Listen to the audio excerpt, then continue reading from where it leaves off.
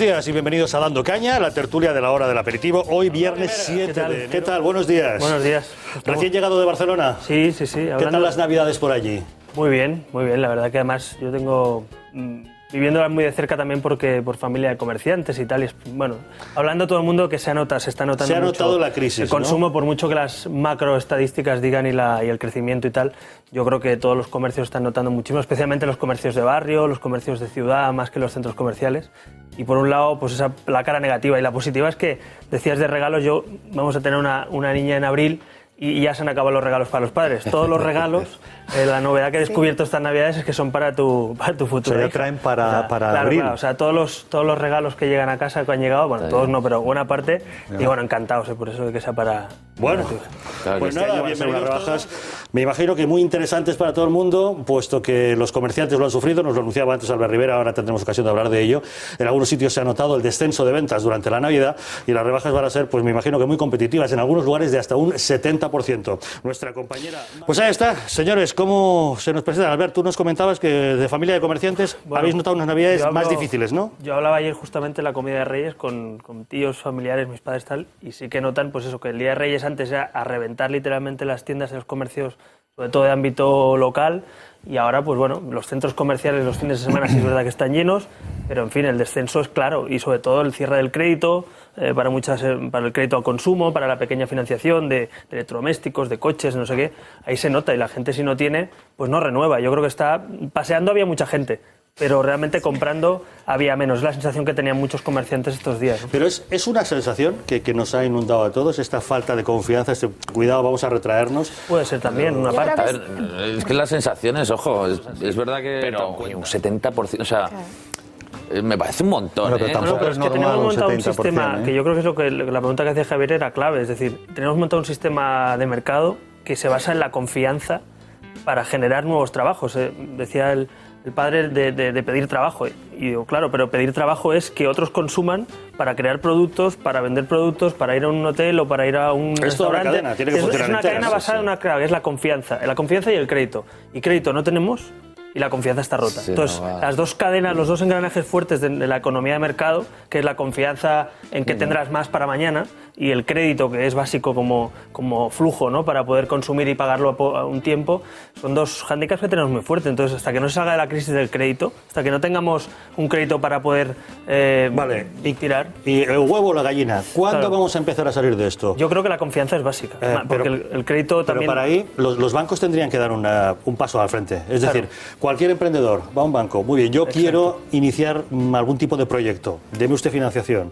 Y si ahí hay retraimiento, mal vamos. Pero es que ahí, fíjate, Javier, tenemos un sistema de bancos en España muy peculiar que es de bancos y cajas, ¿no? Y los bancos son sociedades anónimas que muchas de ellas cotizan en bolsa, pero las cajas tienen una función social. Y la función social de las cajas, si sigue existiendo, hoy debe ser dar crédito a esa gente, a esos emprendedores, y no comprar edificios enteros vacíos, que es lo que han hecho durante unos años las cajas. Entonces yo creo que ahí hay que apretar fuerte los poderes políticos y públicos y decir, oiga, las cajas en España, obra social, hoy es darle dinero a un emprendedor que va a crear 3 puestos de trabajo, a una familia para que no pierda su piso y lo pueda refinanciar. Es decir, yo creo que eso es parte de la obra social de una caja. Si es que además yo creo en esa función social de las cajas, pero en ese caso. Cuando se subvencionó a los bancos, porque tenían que afrontar una serie de compromisos, se habló de que llegue ese dinero, que fluya a las familias y a las pymes. No hubieron garantías. Y no llegó al mercado. Lo utilizaron ellos para pagar sus deudas interbancarias. Exacto. Grave asunto, ¿no? Desde los poderes públicos yo creo que habría que tomar algunas iniciativas para que el dinero sí llegue a las iniciativas, ¿no? A los emprendedores. ¿No? Un negocio que consiste en prestar dinero para poderlo recuperar después, pero para poder hacer cosas con ese dinero, ¿no? Claro, pero se rescató la banca porque se supone que cumplía también una función pública. Sí, porque todo el mundo la función pública, como se hunda el sistema bancario, cuentas perdidos. 50.000 millones de euros de aval de todos los españoles a los bancos, y resulta que no hay unas garantías de crédito abierta para la pequeña empresa, para los autónomos, para las familias. Entonces, para mí el problema no es rescatar la banca. Hubo mucho debate sobre si dejarles que se cayeran o rescatarles. Bueno, rescátales, pero con unas garantías al lado. Yo cuando financio a alguien le pido un aval o le pido unas garantías. ¿Por qué lo que hacen ellos no se lo hemos pedido a los bancos. Claro, Ellos a cualquiera le piden, para cualquier operación de 30.000 euros te piden una casa. Y cualquiera que quiera hacer un alquiler, es que te piden 6 meses de aval. Y claro, por muy bajo que sea el alquiler, te bloquean 4.000, 5.000 euros. Es que es muy. Yo creo que tenemos un sistema muy débil. La reforma de las cajas está, ya hay consenso, iniciar la reforma de las cajas este año para 2011 y tampoco creo yo que haya que demonizar a los bancos. Yo creo que el gobierno tiene una responsabilidad y es él quien debe responder. Tampoco hay que echar la culpa a los bancos. Es verdad que cuando esto era jauja, ellos repartían beneficios para ellos. Siguen repartiendo, pero claro, efectivamente. Mucho que no es normal que tú te rescate la banca, el dinero público y que tengas 25% de beneficios. Si estás a punto de quebrar, te rescata y sigues teniendo 25%. Pues ese es el problema, que quién controla a quién. Los bancos al poder o el poder a los bancos. Pues el que tiene que controlar. Pues se controlan mutuamente porque, por desgracia, el sistema también de financiación de los partidos políticos, tú lo conocerás bien, pues es muy tramposo. Es muy tramposo en ese sentido, claro. Porque tienes agarrado al partido por aquí y al mismo tiempo... El partido y a la obra pública, porque si te cierran el grifo los bancos, ¿cómo financiar las obras públicas de las administraciones? Es perverso el sistema en ese sentido. Lo que pasa es que para eso también están el sistema de cajas, que también es muy tramposo en ese sentido, porque al estar también controladas por el poder político en cada lugar, pues tienen mucha trampa. O sea, por eso digo que al final esa garantía que pedimos es, oiga, si vale, se rescata muy bien, pero usted no puede presentar beneficios cada año, que están algunas cajas y entidades casi maquillando sus beneficios para que no sean tan vergonzosos. O sea, que están ganando dinero. Santander récord el año pasado. Claro, por eso digo que a mí no me parece, no lo demonizo, pero me parece mal que a ese señor se le preste, o sea, llámese botín, llámese farinella, llámese como se llame, un dinero, un aval de todos los españoles. Y encima, acordaos aquel día que dijeron, no, pero que no se sepa cuánto y a quién, porque por nuestra dignidad y nuestro honor. Digo, en cambio, cuando uno va a la cola del paro y cuando un autónomo va... Se sabe cuánto te dan y de qué manera. Hasta el sueldo de lo que ganas. Y debes 3.000 euros de una tontería de no sé qué. Mensaje para el señor Rivera, los bancos no tienen que prestar si no quieren. Bueno, pues entonces ¿para qué existen los bancos? No, pero ese mensaje me parece muy bien, pero entonces no hay aval para los bancos. Claro. Que se hundan. O sea, los comercios, el turismo, la hostelería, la industria se hunde cuando no funciona. Si un banco lo ha hecho mal, que se hunda. ¿Qué decimos en el Estado los ciudadanos? Oiga, no se hunda usted, le presto un aval, pero con estas garantías.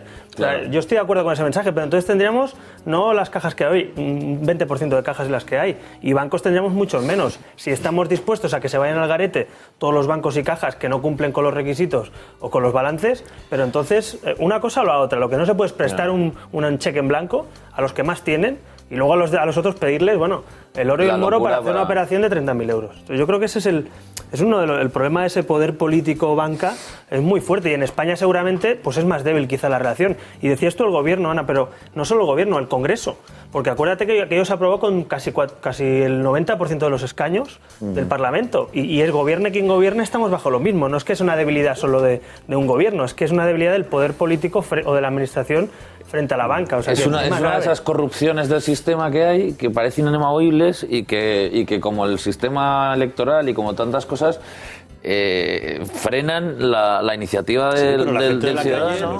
Algo así, ¿no? Sí, bueno, que en el fondo es la cabeza. Ahora había un mensaje, Javier, que decía que, me parece, ponía BBVA y Santander no han prestado dinero. Sí, te lo dedicaban también a ti, sí. No, yo solo recuerdo una cosa. BBVA y Santander no han recibido, yo solo también recuerdo han de una cosa. prestar. El origen de esta crisis son las llamadas hipotecas basura, las subprimes, donde algunos bancos españoles, entre ellos algunos de los que ahí se citan, se dedicaron a comprar y a recolocar deuda que luego caía y no se cobraba. Es decir, estamos hablando de bancos que también han jugado, como todo el sistema bancario europeo, los primeros en jugar a ese sistema que por cierto están los juzgados en algunos casos, en los subprimes, en las SICAPs, en los seguros de riesgo. Es decir, hay muchos productos de ese tipo que banca española también ha entrado a jugar, y los bancos españoles son los segundos más endeudados del mundo, y los ciudadanos españoles somos los segundos ciudadanos per cápita más endeudados del mundo después de Estados Unidos.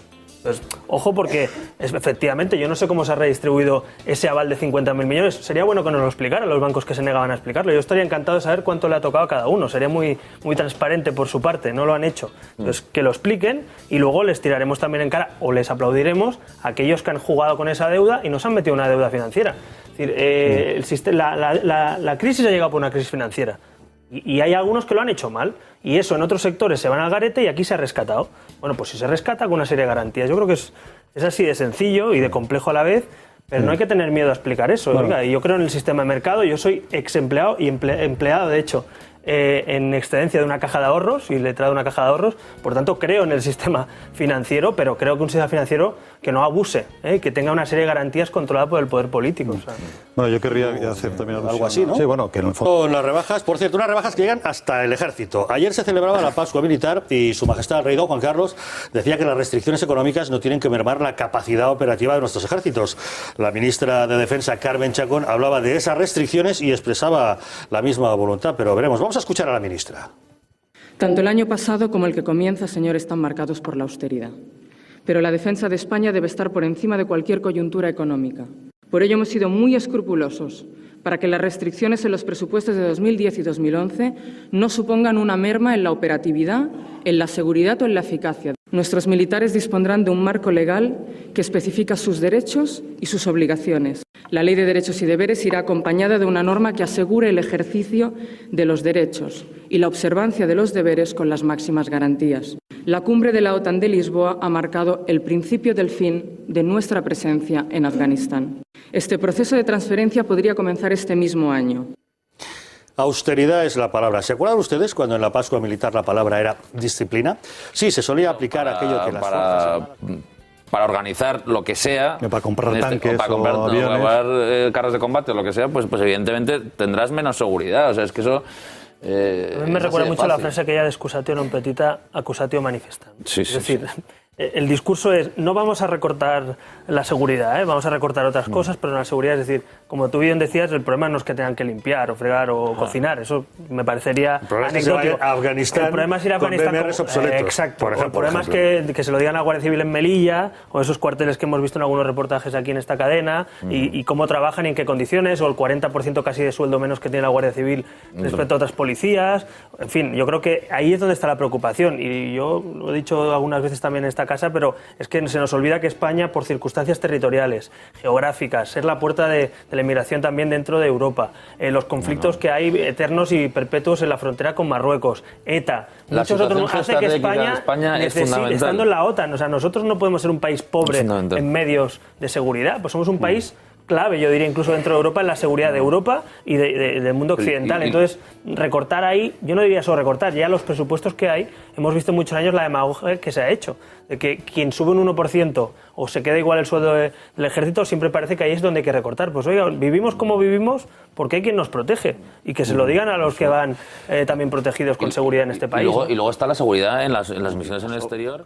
O sea, hay que tener mucho cuidado con la situación que tienen nuestras tropas en el exterior, porque es buena noticia esto de las salida de Afganistán, esto de las misiones de paz, ojo, de imposición de la paz o de mantenimiento de la paz, que son dos cosas diferentes. Y la imposición y el mantenimiento de la paz se hace como se tiene que hacer, con armas. O sea, que tampoco se piensa la gente que va la Guardia Civil o el Ejército a Afganistán y a otros países a repartir chocolatinas. Pero que yo creo que es buena noticia, porque algunos lo hemos reivindicado, y cuando el gobierno no lo ha hecho lo hemos criticado, cuando lo va a hacer yo lo aplaudo. Es decir, que se den cuenta de que en Afganistán no pintamos nada. O sea, que por lo menos desde mi punto de vista, Afganistán no es una operación que viene de donde viene, todavía de las Torres Gemelas, de Al-Qaeda, y que nadie explica, incluso con el cambio de gobierno, se sigue en Afganistán y estamos formando policías en Afganistán con un riesgo tremendo, en vez de hacerlo aquí, hacerlo allí. No tenemos una operación...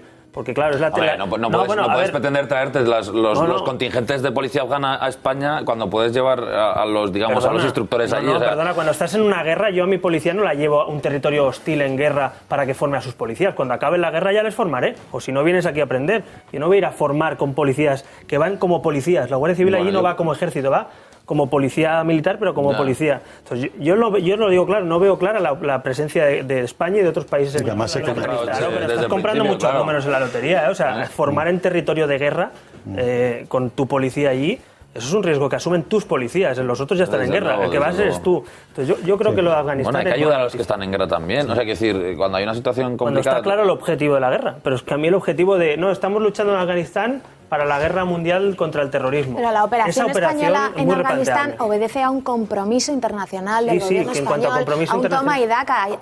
ha habido conflictos. Una contraprestación.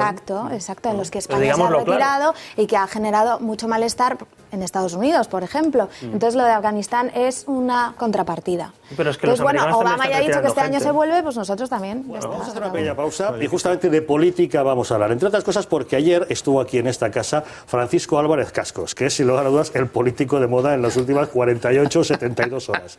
Les recordaremos lo que nos dijo Álvarez Cascos aquí en El Gato al Agua y hablaremos también del gobierno de la Generalitat de Cataluña. Artur Mas está haciendo algunos fichajes realmente curiosos. Militantes populares asturianos que han abandonado ya el PP. Hoy mismo sabíamos también de un edil en el Ayuntamiento de Gijón. ¿Qué os parece lo que ha organizado Álvarez Cascos? Sí, bueno, a mí me parece que esto es lo peor que le puede pasar a cualquier partido. Es decir, la futura candidata, hablando mal personalmente, porque no habla del punto de vista ideológico, porque no es un debate ideológico. Realmente, es el problema, que no ha habido si hubiera un debate ideológico, ¿no?, de corrientes y tal, dice, bueno, pues se entiende que quieren hacer el deriva del partido para un lado o para otro, pero es un debate puramente de la candidatura, de la organización. Yo creo dos cosas de lo de Álvarez Cascos. A mí me parece bien que alguien que no está a gusto en un partido pueda abandonarlo. Es verdad que hacer esto antes de unas elecciones va a perjudicar al PP sí o sí, de alguna manera. Lo que pasa es que también hay otra puerta, otra cosa, digámoslo, en positivo, que se tiene que sacar conclusiones de esto. Y el otro día lo decía alguien de los socialistas y en eso debo coincidir con ellos. Es decir, esto con unas primarias no pasaría.